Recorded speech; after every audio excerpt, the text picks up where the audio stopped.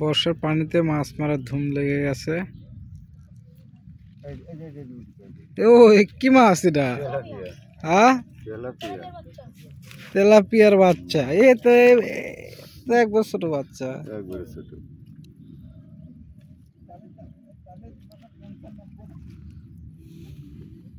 কিরকম মাছ পেলে দেখি? ছোট ছোট মাছ,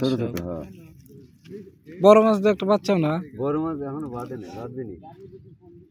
হ্যাঁ, সন্ধ্যা রাখতে বাঁধবেনি। সন্ধ্যা রাখ দিয়ে দেখেন তো খাচ্ছে। হাতে যেটা বাচ্চা লাগিতে যেতে বাচ্চা